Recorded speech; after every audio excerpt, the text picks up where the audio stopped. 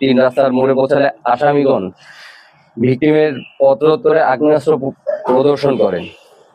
প্রদর্শন করে জোরপূর্বক তাকে সিএনজিতে তুলে নিয়ে যায়।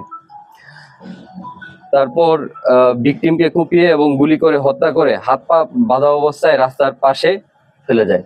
উক্ত ঘটনায় 5 তারিখে একটি মামলা রুজু করে তার ছেলে। উক্ত ঘটনা সামাজিক যোগাযোগ মাধ্যমে ব্যাপকভাবে প্রচারিত হয় এবং আপনারা জানেন বিভিন্ন মানববন্ধন হয়েছে এই ঘটনার কারণে। এর প্রেক্ষিতে আমরা আমাদের গোয়েন্দা নজরদারি বৃদ্ধি করি এবং এদের ধরার তৎপরতা বৃদ্ধি করি। এখানে অনেকজন আসামি ছিল, এর মধ্যে 1 নং আসামিকে আমরা আমাদের গোয়েন্দা নজরদারি বৃদ্ধি করে ঢাকা হতে র‍্যাব 3 এর সহযোগিতায় আমরা গতকাল রাতে গ্রেপ্তার করতে সক্ষম হই। প্রাথমিক অনুসন্ধানে জানা যায় যে ভিকটিম আলাউদ্দিন সাবেক ইউপি সদস্য ছিলেন এবং দুই পক্ষের মধ্যে আধিপত্য বিস্তার নিয়ে একটি দীর্ঘদিনের একটি ঝামেলা চলে আসছিল। 25শে জুলাই একটি গরুর ঘাস খাওয়াকে কেন্দ্র করে একটি দুই পক্ষের মধ্যে একটি ঝামেলা সৃষ্টি হয়, যেখানে আপনারা বিভিন্ন পত্রপত্রিকায় এসেছে যে এটি গুলি ছোড়া নিয়ে একটি ঘটনা সংঘটিত হয়। এরপরে এরই প্রেক্ষিতে দুই পক্ষের মধ্যে পরিস্থিতি গরম হতে থাকে। দুই পক্ষের মধ্যে আমরা ওখানে টহল মোতায়েন করি, বিশেষ টহল মোতায়েন করার পরে পরিস্থিতি স্বাভাবিক হয়ে আসে। কিন্তু পরবর্তীতে 3 তারিখে আসার পরে এই লাশটি পাওয়ার মাধ্যমে একটি চরম উত্তেজনার সৃষ্টি হয়। এই উত্তেজনার ফলে আপনারা জেনে থাকবেন যে এক পক্ষের লোকজন আরেক পক্ষের বাড়িঘরে আগুন ধরিয়ে দেয় এবং একটি মামলা রুজু হয়। মামলা রুজু হওয়ার পরে আমরা আসামিদের গ্রেপ্তারের পরিকল্পনা গ্রহণ করি এবং গ্রেপ্তারের জন্য আমাদের নজরদারি বৃদ্ধি করি। পরবর্তীতে উক্ত যে আসামিকে গ্রেপ্তার করা হয়েছে তার নাম হচ্ছেন শেখ ফরিদ, উনি এজাহারনামীয় 1 নং আসামি। ওনাকে গ্রেপ্তারের জন্য আমরা আমাদের নজরদারি বৃদ্ধি করে, উনি ঢাকাতে ছিলেন এবং র‍্যাব 3 এর সহযোগিতায় র‍্যাব 11 উক্ত গ্রেপ্তারটি করেন। ঘটনাস্থল থেকে আসামিরা পালিয়ে যাওয়ার পরে প্রাথমিকভাবে তাকে জিজ্ঞাসাবাদ করা হয়। প্রাথমিক জিজ্ঞাসাবাদে সে ঘটনাস্থলে উপস্থিতির কথা স্বীকার করেছে এবং গ্রেপ্তারকৃত আসামির বিরুদ্ধে পরবর্তী আইনানুগ ব্যবস্থা নেওয়ার জন্য আপনারা দেখেছেন অলরেডি ইনভেস্টিগেটিং অফিসার এসেছেন, আমরা তাকে হ্যান্ডওভার করে দিয়ে দিব। আপনাদের যদি এখন কোনো প্রশ্ন থাকে। আমি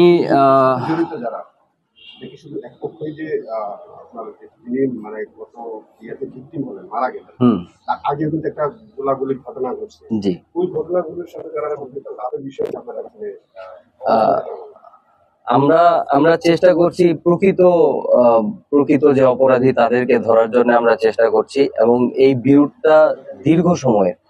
আমি যতদূর জেনেছি সাকিল এসপির সাথে কথা বলে উনি বললেন যে এই বিরোধটা চলে আসছে প্রজন্মগত বিরোধ, মানে 80 বছর যাবত বিরোধ তাদের মধ্যে, ফ্যামিলি কোন্দল যাকে বলে, এই দুই ফ্যামিলির মধ্যে বিরোধটা অনেক দিনের। সম্পর্কে আসামি হচ্ছেন যিনি মারা গিয়েছেন তার ফুফাতো ভাই জি, শেখ ফরিদ।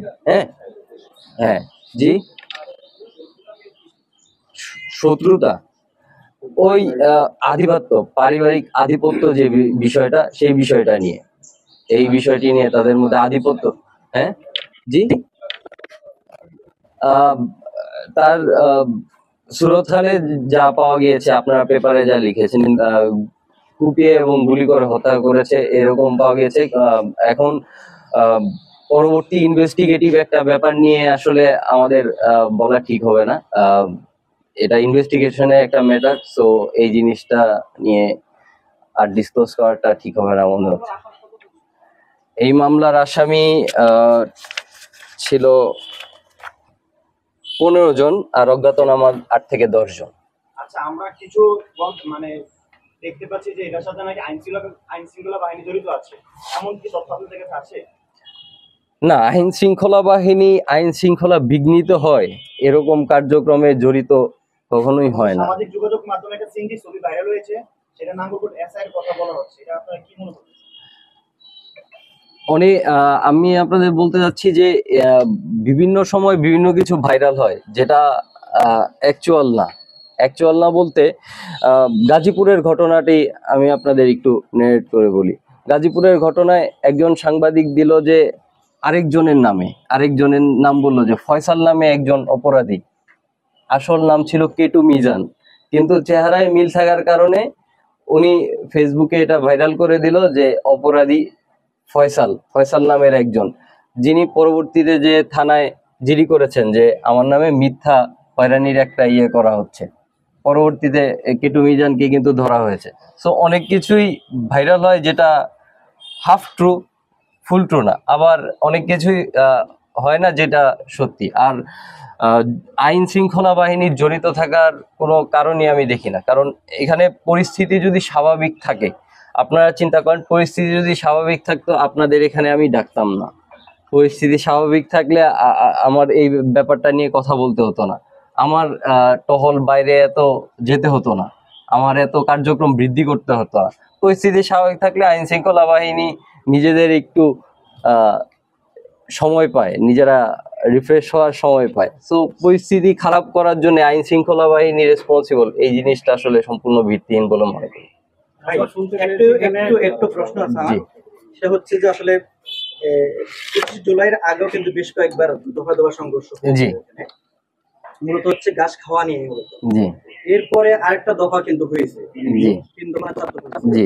তো এই যে মানে আমাদের কাছে সরাসরি মানলো হুম। একটা প্রত্যন্ত অঞ্চলে মানে এই ধরনের অস্ত্র চলে যাওয়া বা গ্রামবাসীর মধ্যে হতে পারে, হ্যাঁ সেগুলো কি উত্তর হয়েছে? এটার সাথে একটু যোগ করে নেবেন। এই যতটুকু আমরা বলছিলাম যে এইখানে যারা জি। তারা স্থানীয় পাশাপাশি প্রফেশনাল কিলার এমন একটা বিষয় চলে আসছে। আপনারা যেহেতু ইনভেস্টিগেশন করছেন, আমরা আসলে র্যাব আসলে আপাতত ইনভেস্টিগেটিভ দায়িত্বে শুধুমাত্র র্যাব তখনই ইনভেস্টিগেশন করে, র্যাবকে যখন মামলাটা হ্যান্ড ওভার করা হয় আদালতের মাধ্যমে, তখনই র্যাব শুধু ইনভেস্টিগেশন করে। এছাড়া আমরা প্রাথমিক ভাবে একটু জিজ্ঞাসাবাদ করি, এছাড়া আমরা থানায় হ্যান্ড ওভার করে দিই সব সময়। প্রাথমিক জিজ্ঞাসাবাদে আমাদের যতটুকু তথ্য দরকার পরবর্তী আসামি ধরার জন্য অথবা এই মামলাটার সম্পর্কে আর একটু জানার জন্য যতটুকু করা দরকার ততটুকু আমরা জিজ্ঞাসাবাদ করি। অস্ত্র অস্ত্র এটা আসলে এখনো পাওয়া যায়নি, বাট আপনি যে অস্ত্রের ব্যাপারগুলো বলছেন যে প্রত্যন্ত অঞ্চলে এই অস্ত্রগুলো, আমরাও অনেক ধরনের অভিযান পরিচালনা করি। এই যে কিছুদিন আগে আমি সেনাবাহিনী সহ এই সদরের মধ্য থেকে আমরা 4টা শটগানের মতো অস্ত্র উদ্ধার করেছি। শটগানের মতো দেখতে, দেশীয় প্রযুক্তিতে তৈরি, বলে এগুলো ইন্ডিয়ান। সো এই ধরনের অস্ত্র আশেপাশে ছড়িয়ে ছিটিয়ে রয়েছে। আমরা আমাদের গোয়েন্দা নজরদারি প্লাস আমাদের অভিযান অব্যাহত আছে। আমরা চেষ্টা করছি যাতে এই ধরনের কার্যক্রম সংগঠিত না হয়।